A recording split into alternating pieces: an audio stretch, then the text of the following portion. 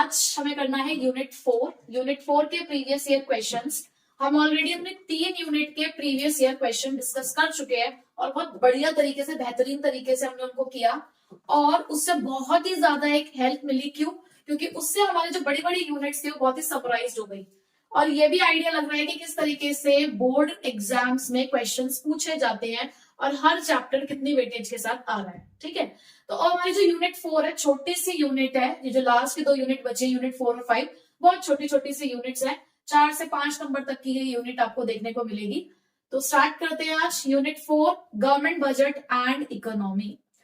Question discuss करने से पहले एक क्वेश्चन मैं आपको बताई दूं, जो जब हम चैप्टर पढ़ते हैं हम तब भी इसको डिस्कस करते हैं और तब भी ये कहा जाता है कि आपको ये टॉपिक तो प्रिपेयर करना ही करना है। और वो क्या है? Objectives of government budget. आपको गवर्नमेंट बजट के ऑब्जेक्टिव्स पढ़ने ही पढ़ने हैं, चाहे इंडिविजुअल हर एक पॉइंट को याद करना है आपने, क्योंकि ऐसा कभी नहीं आता कि 2 ऑब्जेक्टिव बताओ 3 ऑब्जेक्टिव बताओ, पर्टिकुलर नेम से ही ऑब्जेक्टिव आएगा। ठीक है, पहला क्वेश्चन देखिए, study the given picture carefully. जरा पिक्चर को ध्यान से देखिए। पिक्चर को जब हम ध्यान से देखें तो कुछ टैक्सेस के बारे में बातें हो रही हैं और यहाँ पे इसकी हेडिंग भी थी, sources of state and the local government tax revenues for the financial year. यानी कि यहाँ पर गवर्नमेंट जो टैक्सेस से रेवेन्यूज कलेक्ट करती है, चाहे वो स्टेट गवर्नमेंट है चाहे वो लोकल गवर्नमेंट है, उसका आपको कुछ डेटा यहाँ पे प्रोवाइडेड है। तो नीचे हमसे पूछा क्या गया है, जरा देखे, categorize the given items in the picture into the tax and the non tax receipts. आपको इसमें टैक्स और नॉन टैक्स रिसीट्स को आपको कैटेगराइज करना है। तो हमें टैक्स और नॉन टैक्स रिसीट्स को अलग करना है। तो देखो यहाँ पर जिनके आगे टैक्स लिखा है भाई वो तो टैक्स रिसीट्स ही है। किसके आगे टैक्स नहीं दिख रहा? एक तो ये आपको दिख रहा है ये फाइन्स, और उसके बाद आपके पास है मोटर व्हीकल लाइसेंस फी। तो ये हो गए हमारे टैक्स रेवेन्यूज और ये हो गए आपके नॉन टैक्स रेवेन्यूज। तो आपने एक टेबल बना के एक तरफ टैक्स रेवेन्यू एक तरफ नॉन टैक्स रेवेन्यू आपने लिख देना है, सिर्फ नाम लिखना है। ठीक, उसके बाद next, government has started spending more on providing free services like education and health to the poor।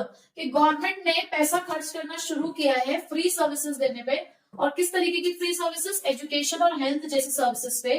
In the light of the above statement explain how government can use the budgetary policy in reducing the inequalities of income. आपको ये बताना है कि इस statement का use करते हुए हमारी बजटरी पॉलिसी किस तरीके से इन इक्वालिटीज को कम कर रही है। इनइक्वालिटी कहीं ना कहीं गवर्नमेंट बजट का ऑब्जेक्टिव नहीं है, इनइक्वालिटी ऑफ इनकम, आपको वही एक्सप्लेन करना है। अब उसके बाद यानी कि आपको यहाँ पे इन इक्वालिटी ऑफ इनकम को एक्सप्लेन करना है। अब इन इक्वालिटी ऑफ इनकम के अंदर क्या था कि गवर्नमेंट क्या करती है, इन इक्वालिटी को कम करने के लिए प्रोग्रेसिव टैक्स सिस्टम यूज करती है। अब प्रोग्रेसिव टैक्स सिस्टम क्या होता है? जहां पर जैसे जैसे आपकी इनकम बढ़ती है वैसे वैसे आपका टैक्स बढ़ता है। हमारा जो मेन मोटिव है इस टैक्स सिस्टम के पीछे वो ये कि रिच क्लासेस पर टैक्सेस का बर्डन ज्यादा होगा और जो पुअर क्लासेस है या जो लोअर क्लासेस है, हमारी लोअर इनकम ग्रुप क्लासेस, उनके ऊपर टैक्स का बर्डन कम होगा। भाई जो जितना कमा रहा है वो उतना ही ज्यादा टैक्स देगा। यही रीजन है कि हमारे इंडियन टैक्सेशन सिस्टम के अंदर भी स्लैब रेट्स हैं। इनकम के अकॉर्डिंग हमारे पास स्लैब रेट्स हैं और जैसे जैसे आपकी इनकम बढ़ती जाती है वैसे वैसे टैक्स का रेट भी बढ़ता जाता है। ठीक है, तो इस तरीके से क्या होगा, अगर हम इस तरीके से प्रोग्रेसिव टैक्स सिस्टम लगाएंगे और बढ़ती हुई इनकम पर ज्यादा टैक्स लगाएंगे, जिससे रिच के ऊपर ज्यादा बर्डन और पुअर और लोअर क्लासेस के ऊपर कम बर्डन पड़ेगा, तो उनके डिस्पोजेबल इनकम के बीच का जो गैप है वो कम हो जाएगा, वो रिड्यूस हो जाएगा, जिससे इनइक्वालिटी खत्म होगी। ठीक है, तो ये आपने एक्सप्लेन करना है इसके अंदर। देखो ये इकलौता क्वेश्चन लास्ट ईयर 6 नंबर का है और 6 नंबर में चलो बी पार्ट की तो फिर भी 3 मार्क्स की वर्थ है। ये जो फर्स्ट पॉइंट दिया गया आपको कैटेगराइज करने का, देखो ये भी 3 मार्क्स का था, जो कि बहुत इजी था, कोई भी इसको आइडेंटिफाई कर सकता है। इवन अगर किसी ने पढ़ा भी नहीं होगा चैप्टर, वो तो ये बता सकता है कि टैक्स और नॉन टैक्स रिसीट्स कौन कौन सी है। दिख तो रहा है साफ साफ, टैक्स जहां जहां टैक्स लिखा है वो टैक्स रिसीट्स है, जहां नहीं लिखा भाई वो नॉन टैक्स रिसीट्स है। ठीक है, तो बहुत सिंपल क्वेश्चन आते हैं इसके। नेक्स्ट क्वेश्चन है हमारे पास, with suitable example distinguish between the direct tax and indirect tax. आपको सिंपल डिफरेंस करना है डायरेक्ट और इनडायरेक्ट टैक्स के बीच में। आपको पता है डायरेक्ट टैक्स कौन से होते हैं? जो इनकम पे लगाए जाते हैं, इंडिविजुअल्स पे लगाए जाते हैं। इनकम पे, प्रॉपर्टी पे जो टैक्सेस लगाए जा रहे हैं वो आपके डायरेक्ट टैक्सेस हैं। वहीं पर आपके ऐसे टैक्सेस जो गुड्स और सर्विसेज पे लगाए जाते हैं, उनकी सप्लाई पे लगाए जाते हैं, वो इनडायरेक्ट टैक्सेस होते हैं। डायरेक्ट टैक्स का बर्डन आप शिफ्ट नहीं कर सकते। डायरेक्ट टैक्स वो टैक्स है जिसमें लाइबिलिटी टू पे और बर्डन टू पे सेम पर्सन पर होता है, लेकिन इनडायरेक्ट टैक्सेस के अंदर लाइबिलिटी टू पे और बर्डन टू पे डिफरेंट पर्सन पर हो सकती है। ठीक है, डायरेक्ट टैक्सेस के एग्जांपल जैसे कि इनकम टैक्स हो गया, वेल्थ टैक्स हो गया, प्रॉपर्टी टैक्स हो गई। इनडायरेक्ट टैक्सेस के आपके एग्जांपल सबसे बड़ा तो हमारा जीएसटी ही है। ठीक है, जीएसटी के अंदर ही इतने सारे इनडायरेक्ट टैक्सेस जो है वो हमारे क्या हो गए, कंबाइन हो गए हैं, तो वो अपने आप में एक बहुत बड़ा एग्जाम्पल है। ठीक, तो ये हो जाएगा। Next, taxation is an effective tool to reduce the inequalities of income. ये लो जी, ये जो अभी मैंने आपको क्वेश्चन नंबर 1 एक्सप्लेन किया उसका बी पार्ट अगेन उसके ऊपर बेस्ड क्वेश्चन है, थोड़ा सा उसको चेंज कर दे, स्टेटमेंट चेंज कर दी बस, लेकिन क्वेश्चन वही है, बिल्कुल सेम वही क्वेश्चन है। आपको इनइक्वालिटीज ऑफ इनकम वाला ऑब्जेक्टिव एक्सप्लेन करना है। ठीक है, रिपीटेड क्वेश्चन आ गया। Next, elaborate the objective of allocation of resources in the government budget. आपको कौन से वाला ऑब्जेक्टिव पूछा गया है, एलोकेशन ऑफ रिसोर्सेज, यानी कि किस तरीके से रिसोर्सेज को बांटा गया है गवर्नमेंट बजट के अंदर। एलोकेशन ऑफ रिसोर्सेज को हम दो तरीके से कर सकते हैं। किस तरीके से, देखो, एक तो टैक्स का कंसेशन देकर और सब्सिडीज, ये पहला पॉइंट हुआ। दूसरा, directly produce by the public sector. पहले मैं टैक्स कंसेशन की बात करती हूँ।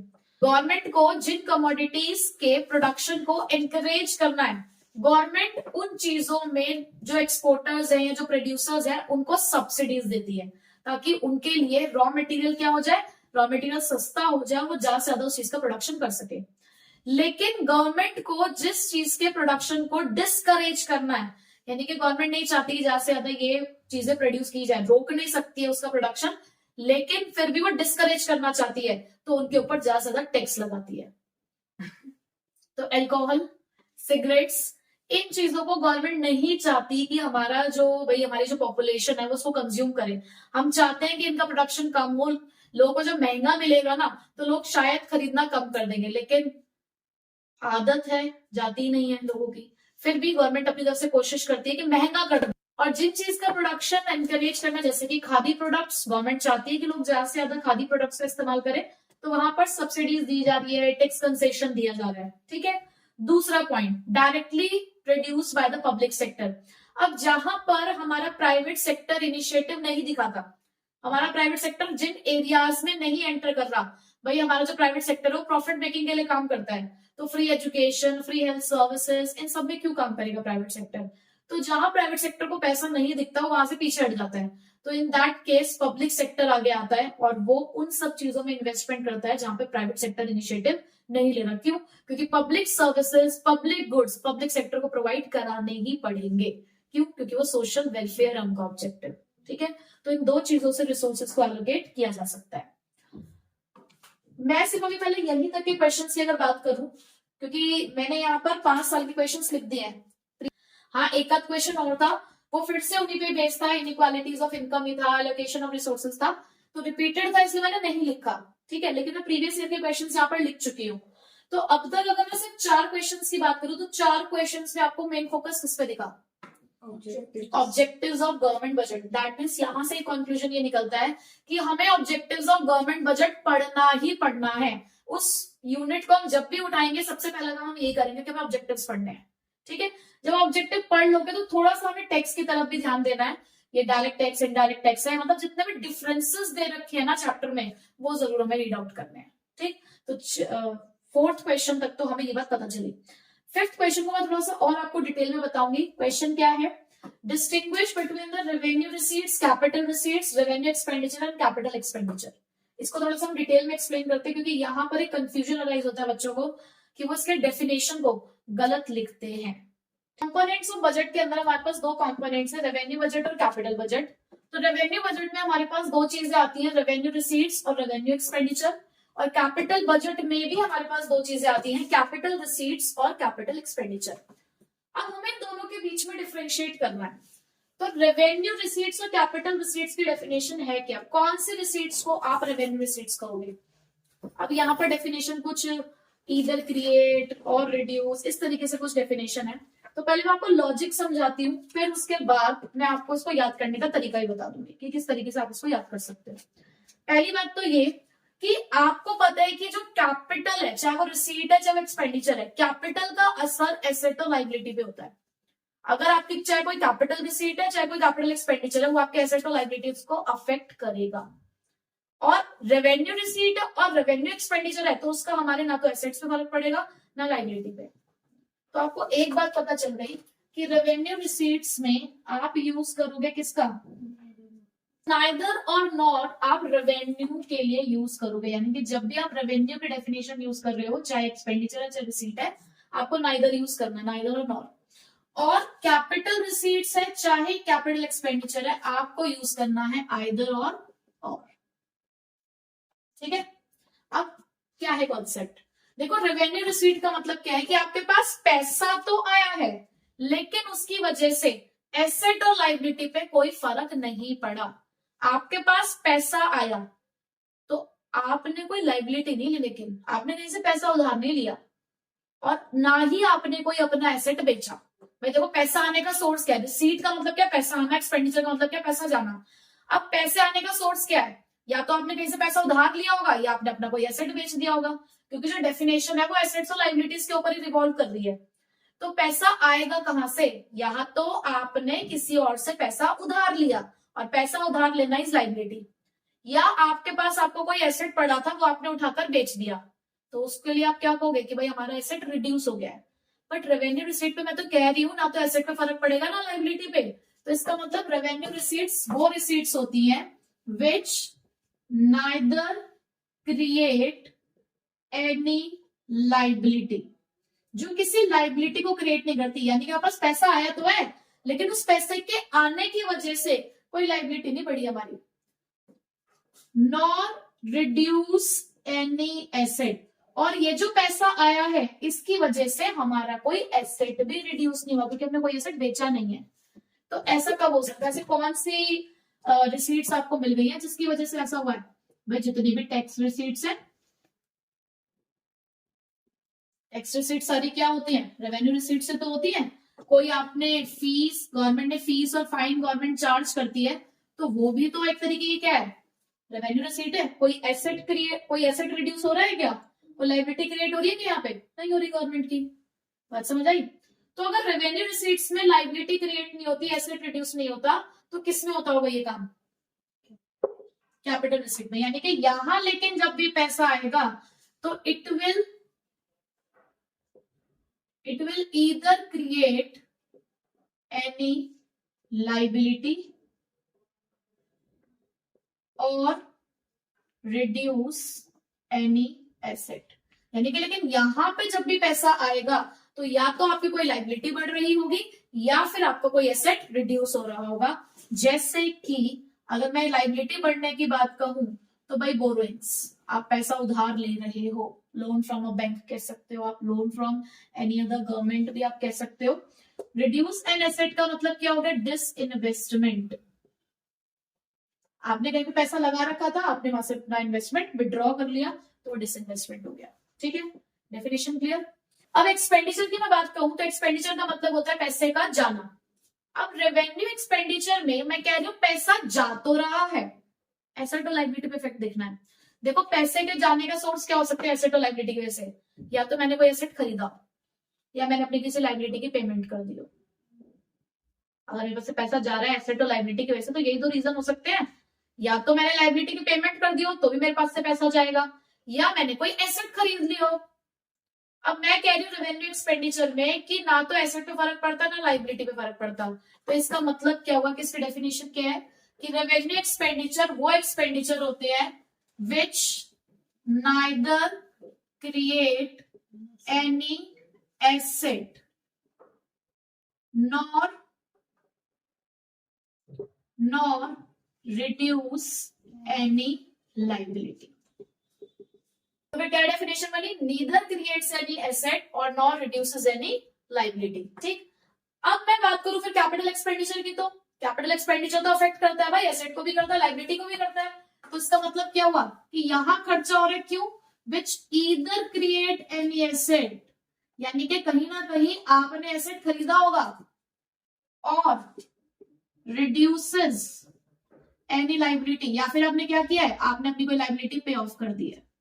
ठीक है, अब इसके एग्जांपल पे जाऊं, अगर मैं रेवेन्यू एक्सपेंडिचर के एग्जांपल पे, तो भाई आपने किसी गवर्नमेंट से अगर लोन वगैरह ले रखा है तो आप उसको इंटरेस्ट पे करते हो, आप अपने यहाँ पर काम करने वाले एम्प्लॉयज को सैलरीज पे करते हो, तो ना तो इससे आपको कोई एसेट क्रिएट हो रहा है, ना ही आपको कोई लाइबिलिटी कम हो रही है, खर्चे कर रहे हो आप नॉर्मल के जो रिकरिंग इन नेचर है। बट यहाँ पे क्या हो सकता है, purchase of a machinery, purchase of a building, ठीक है, आप फ्लाईओवर्स बनवा रहे हो, कंस्ट्रक्शन ऑफ अ फ्लाईओवर है, ठीक है, तो ये सारे आपके एसेट क्रिएट कर रहे हैं। लाइबिलिटी रिड्यूस करने का मतलब क्या है, द रिपेमेंट ऑफ लोन, ये हो सकता है। ठीक है, अब पहले आप मुझे बताओ कि आपको डिफरेंस पता चल गया, तो वो याद करने के लिए रट्टा मारोगे, आप भूल जाओगे, उल्टा सीधा लिख दोगे, यहाँ पे लिख दोगे क्रिएट एनी एसेट और रिड्यूस एनी लाइबिलिटी, और यहाँ पे कुछ और ही लिख दोगे। तो रट्टा मत मारो, आप सोचो, रिसीट सोचो पहले, रिसीट का मतलब क्या है, एक्सपेंडिचर का मतलब क्या है, एसेट और लाइबिलिटी की वजह से रिसीट्स क्या हो सकती है वो सोचो, और अपने आप आपका जजमेंट आ जाएगा आपके सामने। ठीक है, अब किसी को नहीं याद होता है भाई, तो पहली बात तो ये वाला तो याद कर लोगे, नीदर और ईदर वाला, नाइदर और आइदर तो याद कर सकते हो कि कहाँ नाइदर लिखना है, कहाँ आइदर लिखना है। अब उसके बाद आपने क्या करना है, उसके बाद आप ऐसे करो, इसमें आपको पता है आपको दोनों जगह पे क्रिएट और रिड्यूस वर्ड यूज करना है, सेम यहां पर भी ऐसे आपको क्या यूज करना है, क्रिएट और रिड्यूस। ठीक है, यहां पर लाइबिलिटी और एसेट, यहाँ एसेट और लाइबिलिटी लाल ये देखो, ये ऊपर की हेडिंग मत कर देना, चेंज आरसी आरसी ऐसे लिखना है। ठीक है, कि पहले रेवेन्यू वाला ही लिखना है और फिर उसके बाद कैपिटल, और नीचे लाल याद कर लो ये। ठीक है, यानी कि जब आप रेवेन्यू रिसीट्स की एक्सप्लेनेशन लिखोगे तो क्या है, revenue receipts are those receipts which neither create any liability nor reduce any asset. बन गई।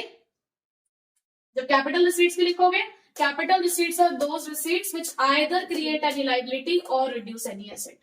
तो इससे भी याद कर सकते हो भाई, तुम्हें लॉजिक नहीं समझ में आते ऐसे पढ़ लो, कोई बात नहीं, लाल याद कर लो। ठीक है, अच्छा, अब रेकरिंग वाली कौन सी होते हैं, रेवेन्यूज चाहे रिसीट्स है चाहे एक्सपेंडिचर है वो रेकरिंग इन नेचर होते हैं, और कैपिटल और चाहे रिसीट्स है चाहे एक्सपेंडिचर है वो कैसे होते हैं, नॉन रेकरिंग। ठीक है, तो आपको ये डिफरेंस भी पढ़ना है क्योंकि कहीं ना कहीं ये भी एक इंपॉर्टेंट टॉपिक है। ठीक है, तो इसी के साथ हमने गवर्नमेंट बजट एंड इकोनॉमी के भी 5 इयर्स के क्वेश्चन डिस्कस कर लिए हैं, जिसमें 3 टॉपिक निकल कर आए।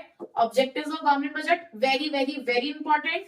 आफ्टर दैट आप प्रिपेयर करेंगे टैक्स वाले पोर्शन को, direct tax, indirect tax, tax revenues और नॉन टैक्स रेवेन्यूज को भी थोड़ा सा एक बार रीड आउट कर लीजिएगा, और ये वाले डिफरेंसेस। ठीक है, ये तो आपको मेरे ख्याल से अभी याद हो गए होंगे, बट फिर भी इसको रिवाइज करते रहना है। ठीक।